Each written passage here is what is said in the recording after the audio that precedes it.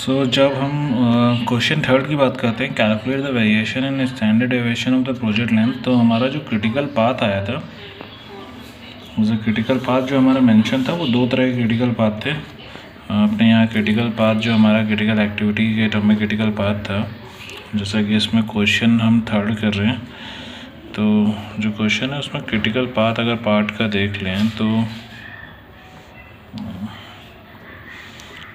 Critical जो path है वो है हमारा 1 to 2, 2 to 4, 4 to 5 and 5 to 6। Okay, तो हमें इस पे क्या करना है, इस पे हमें क्वेश्चन 4 में दे रखा है कि नहीं, क्वेश्चन थर्ड में दे रखा है calculate variance and standard deviation of project length. तो वेरिएंस को अगर कैलकुलेट करते हैं तो वेरिएंस हमने इस टेबल में निकाला हुआ था।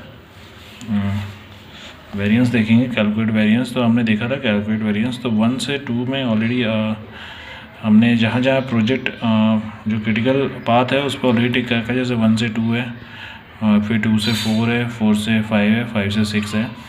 तो इसकी वैल्यू को मैं यहीं नोट कर ले रहा हूँ, दैट इज़ वैल्यू जो है वो 2.79 है। तो 2.79 प्लस 2.79 प्लस 0.45 है प्लस 0। तो इसका टोटल करेंगे तो इसका टोटल जो आएगा, इसका टोटल जो हमारा आ रहा है वो आ रहा है 6.03। तो इसका जब टोटल करेंगे तो इसका टोटल आएगा 6.03। और स्टैंडर्ड डेविएशन इसी के बिहार पे निकालेंगे। तो स्टैंडर्ड डेविएशन क्या होता है, स्टैंडर्ड डेविएशन हो जाता है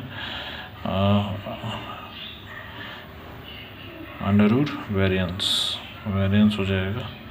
तो वेरिएंस अंडर रूट हो जाएगा तो 6.03 अंडर रूट हो जाएगा, तो आ जाएगी 2.46।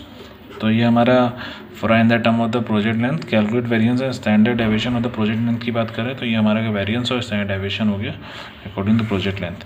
अब इसमें क्वेश्चन फोर्थ जो पूछ रहा है, क्वेश्चन फोर्थ इसमें देख लेते हैं। इसमें बोल रहा है कि if a 30 weeks is a dead line is imposed, what the probability that the project will be finished in the time.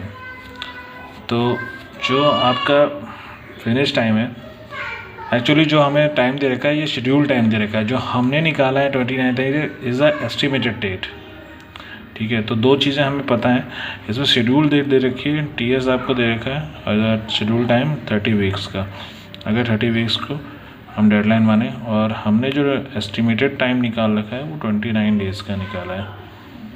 Okay, 29 days का है। तो हमसे पूछ रहा है कि व्हाट द प्रोबेबिलिटी है। प्रोबेबिलिटी जब हम निकालते हैं तो प्रोबेबिलिटी जब हम इसमें निकालते हैं तो हम एक नॉर्मल कर्व के बेस पे हम एक प्रोबेबिलिटी निकालते हैं। तो हमारा जो फॉर्मूला होता है probability in the Z is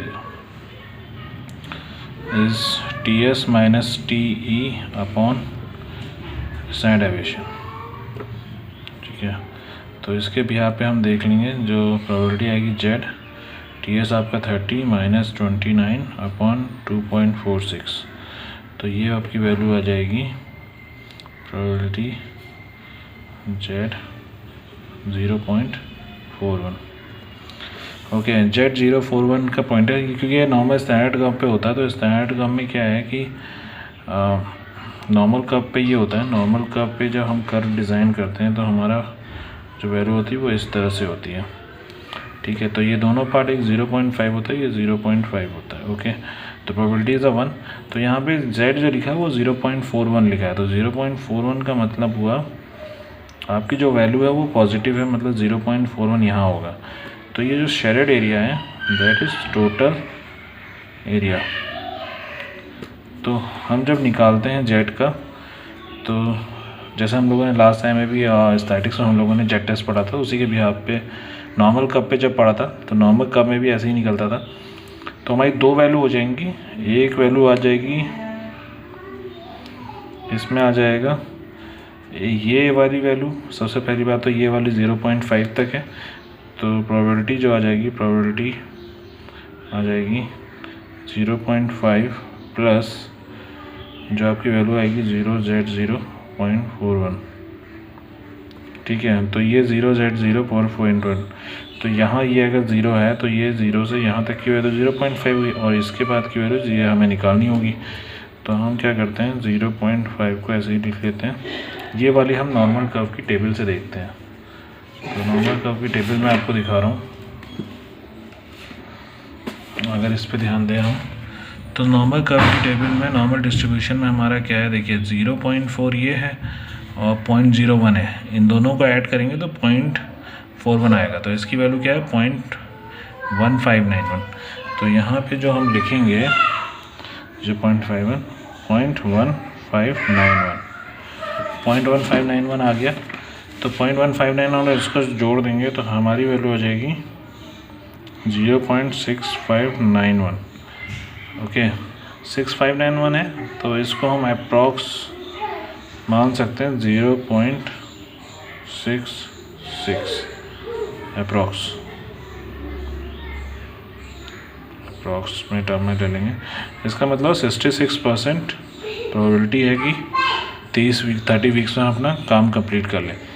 अब इसी में एक 5th क्वेश्चन है कि if the project manager want to be 99% sure that the project is completed on the schedule date, तो how many weeks before that data should be he started the project work.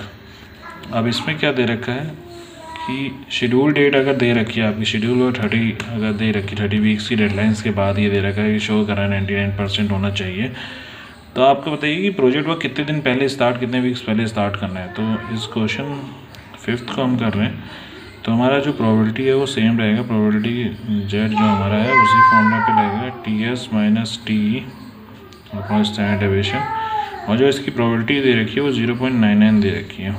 तो यही हमारा जाएगा TS minus TE upon standard deviation आपको देगा 2.46 standard deviation है, आपकी probability 0.99 है। हमारा जो एस्टिमेटेड टाइम है वो 29 डेज़ है। तो 29 डेज़ को यहाँ रख लेंगे और 2.46 रख देंगे, ये 2.46 है।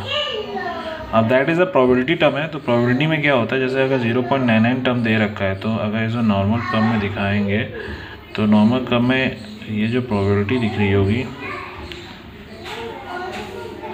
ठीक है, तो ये जो प्रोबेबिलिटी दिख रही है मतलब इसमें आपका कितना है, 0.1% चांस है कि इज नॉट बी एक्सेप्टेड। तो कहीं पे यहाँ पे मतलब एक इस जोन तक आएगा, ठीक है, मतलब ये एक्सेप्टेंस जोन होगा जो भी 0.99 दे रखा है एक्सेप्टेंस।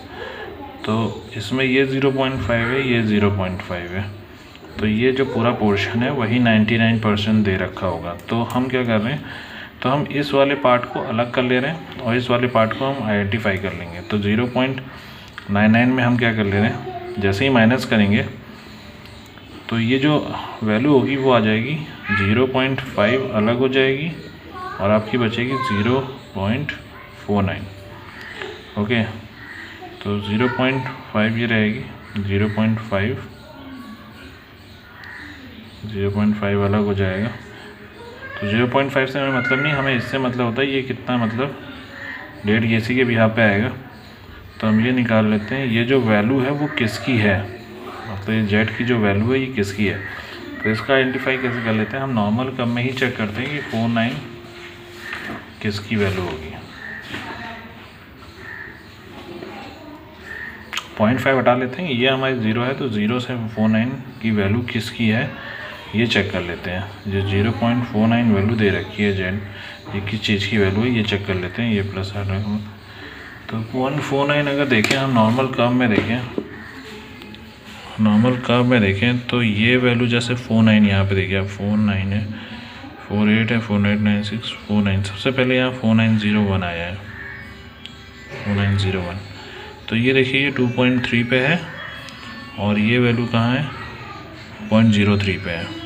तो दोनों को प्लस करेंगे 2.33 हो जाएगा, 2.3 और ये वैल्यू 0.03, तो ये वैल्यू आ जाएगी 2.33। तो यहाँ पे जो इसका जो टोटल निकलेगा वो आएगा आपका, मतलब ये हट जाएगा, ये आपकी जेड की जो टेबल के फॉर्म में आएगा ये 2.33 आ जाएगा। तो TS माइनस 29 अपॉन 2.46 हो जाएगा। तो इसको सॉल्व कर लेंगे, TS माइनस 29, ये इसका इंटू इधर कर देंगे 2.33 इंटू 2.46, तो ये आपका हो जाएगा 2.33 और ये 29 इधर आ जाएगा, तो 2s 2.33 इंटू 2.46 प्लस 29, तो ये टोटल डेज आ जाएंगे आपके 34.7 वीक्स से बात हो जाएगी, 34.7 वीक्स हो जाएगा। और कितने दिन बिफोर करने की बात है, तो बिफोर मतलब शेड्यूल टाइम से कितना बिफोर कर लें, तो 34.7 को आप माइनस कर लीजिए 29 से,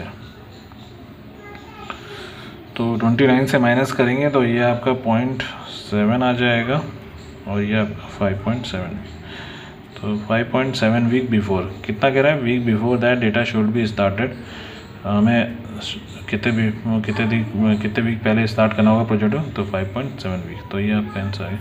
तो पार्ट में यही है, पार्ट में जो मेन क्वेश्चंस होते हैं वो ये इसी भी यहाँ पे होते हैं कि प्रोबेबिलिटी आइडेंटिफाई करनी होती है, या हम क्या है कि एस्टिमेट करते हैं कितने दिन बिफोर हमें काम करना है, तो प्रोबेबिलिटी बेस पे हम इसमें सारे क्वेश्चन करते हैं। तो ये इस तरह से ये आपके 5 क्वेश्चन सॉल्व हो गया। ओके।